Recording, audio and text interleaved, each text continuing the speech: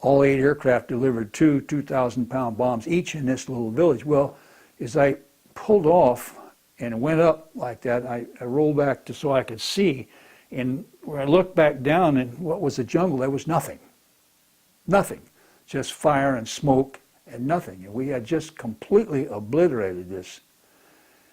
And I thought for a long time, who said that was a Viet Cong village? How do I know that was a Viet Cong village? You know, there were probably women and children there, and that stuck with me. Well, even once in a while, I still think about it. But I had a hard time at night for a long time after that. That was the most traumatic, non-injuring thing to me that I ever encountered. To lighten the mood, I guess, did you have any funny experiences while you were in Vietnam? Oh yeah, gosh, we had a lot of them. The games we played. Again, I told you that the Air Force was on one side of the field and the Marines were on the other side of the field. We lived in tents, really rudimentary. But you know what? If we lived that way, and that was that. The Air Force on the other side lived in huts with air conditioners, and they had an officers club that was just to die for. And we loved to go over there and drink and eat in their officers club with them. And I guess they hated to see us come because we drank a lot of their liquor. And it was really fun. Yeah, and the camaraderie was just, got so tight with people, you know. I did like that. And to bring the mood right back, could you walk me through maybe a dangerous mission you had, or a time you thought you might not make it back?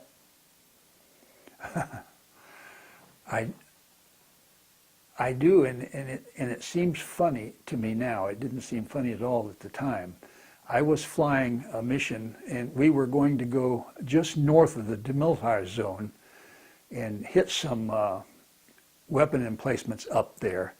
And I had 2,000-pound bombs, and they were chemical delay bombs. Now, what does that mean? That means that we dropped them, and they would hit the ground and sink into the ground as far as a 2,000-pound bomb sinks into the ground, but they didn't explode for some number of hours later, maybe 2 hours, maybe 15 minutes, maybe 8 hours. But the rules were, once you took off, you couldn't bring them back because they were no longer safe. So here I was up there flying. Well, for one reason or another, we couldn't drop the bombs up there. Something was wrong. I don't recall now what it was, and so what I had to do is contact an air controller and tell them I was available. I had 2,000-pound bombs, and I'd soon have to take them out to sea and drop them because I was going to run out of gas. And time went, and they didn't find. And so there was a C-130 tanker there. So I said, well, I'll go refuel. So here I was out there, and I had never aerial refueled before. I mean, I read it in the book, how to do it, but reading how to do it and actually doing it was two different things. And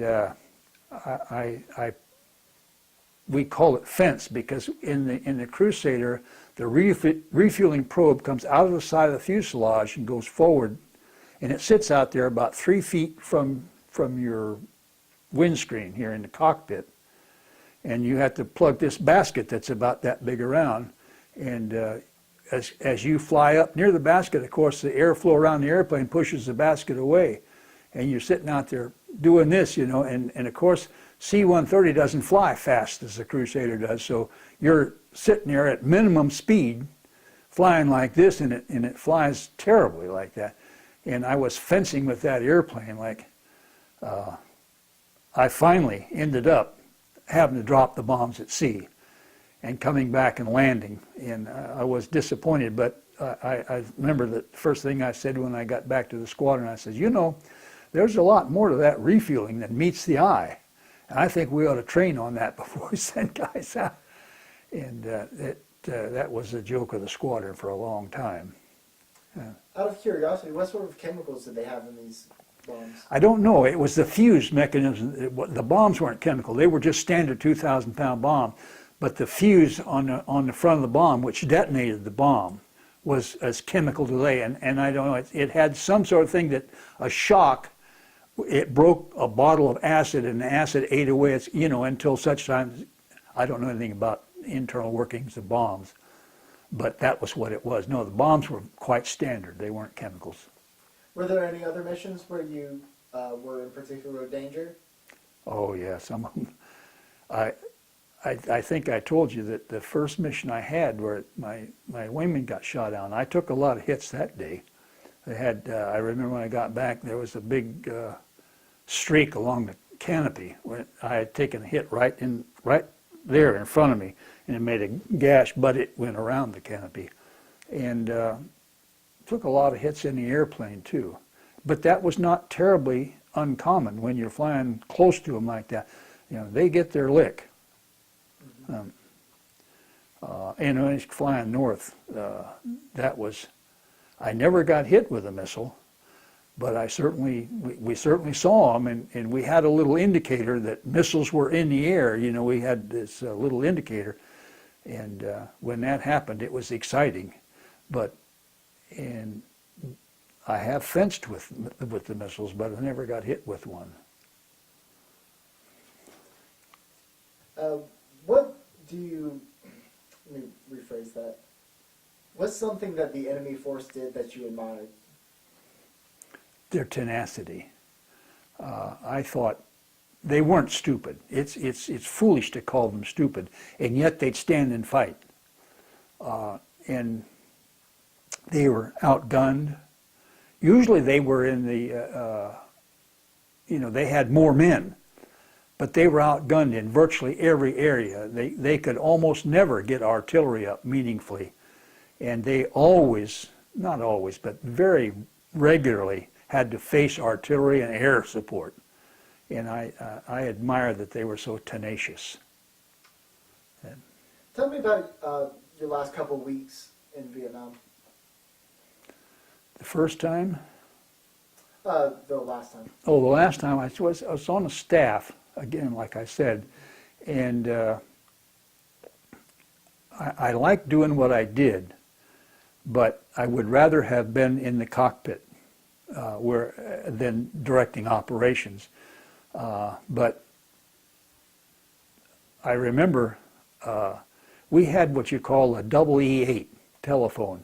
Now this thing was in a canvas type bag and had a crank on, if you can imagine. You pick this phone up and crank it, and it was hooked by hardwire to somebody somewhere who had a telephone panel. And you could call tactical units here and there if you were hooked up to them. And I was sitting on my desk and that phone rang. I don't know who wants to talk to me. And I picked it up, and it, for gosh sakes, was Headquarters Marine Corps. And I said, what in the world? And I thought it was a joke. It was it was my monitor. That was the guy at Headquarters Marine Corps who was responsible for your assignments. And he said, we're thinking about sending you to Jamaica for attaché duty. Are you interested in that? And I said, sure. I didn't even know where Jamaica was, but I didn't care. I was getting out of Thailand, and that was exciting. But, I still can remember that phone ring and then picking up and Headquarters Marine and said, come on. I didn't believe that. Tell me about coming home after all your tours in Vietnam. Well, I'll tell you one dramatic thing. After I came out of Da Nang and I came home, I landed at Los Angeles. And in those days, we traveled in what they call Class A uniforms, which is not your dress uniform, but, khaki-colored suit and blouse with a belt and all your medals and rank and scene. All. In other words, like you should see a soldier, but not in tactical garb. And I was walking in the, I don't know what you call the hallway, if you will, between the gates and back to the baggage claim and to get out. And my attention was focused on seeing my family again after this extended time. and this young girl came out. They used to have these flower children. They'd be in like robes, all white, and they'd come out with flowers. And I suppose they wanted money or they wanted to talk to you. And this girl came out, and I looked at her, and she spit on me. And she called me a baby killer. And of course, here I was in my uniform. I had to fly to Florida from where, and I wanted to hit her in the face so bad. And I thought, boy, now how would that look?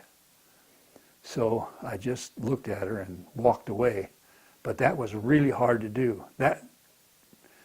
But anyway, I did get through the airport, and I did get home, and that was always exciting.